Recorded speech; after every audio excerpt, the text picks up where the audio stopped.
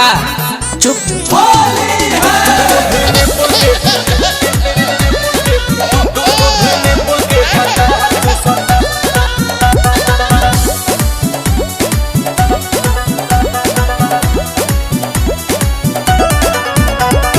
मौत के हमार नहीं रहम सोहाता हो गइल हरे हमार बेटा तू बराता दूध ने पुल के भत्ता चूसता लइका होली में उपासे सुतता तो दूध ने पुल के भत्ता चूसता लइका होली में उपासे सुतता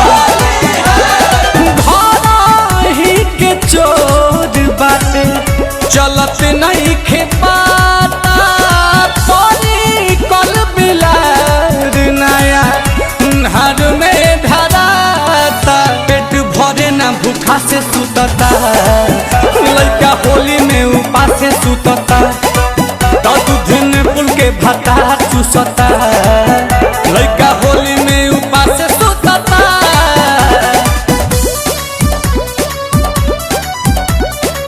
Music by Priyanshu Singh.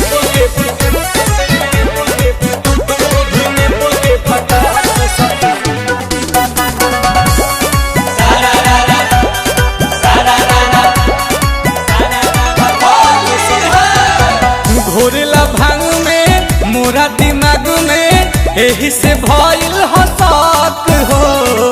कहे के बाप बा करत बाप बा मारत लइके के हक हो बाला बताओ हसनो केहू के बाप होला।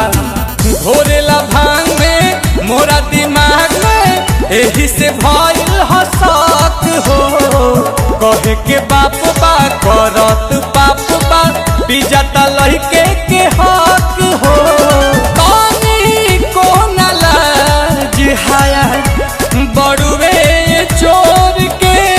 रोवे तो धराई देला चीनी पानी घोर के सोची हाली हाली काहे मुतता लइका होली में उपासे सुतता तो दूध ने पुल के भत्ता चूसता लइका होली में उपासे सुतता।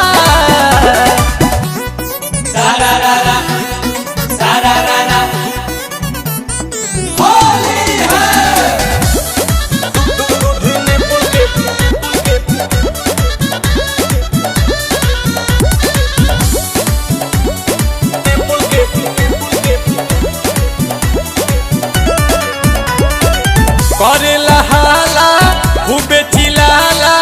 पिए के जब ना भेटाला हो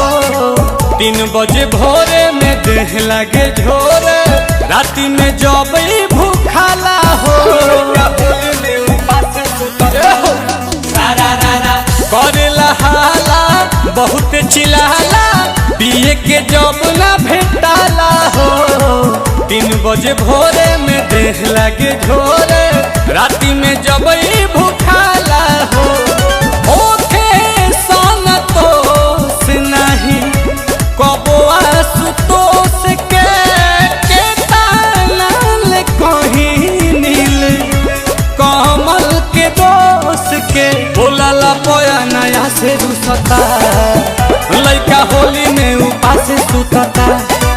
कि दूध ने पुल के भत्ता चूसता लइका होली में उपासे सुतता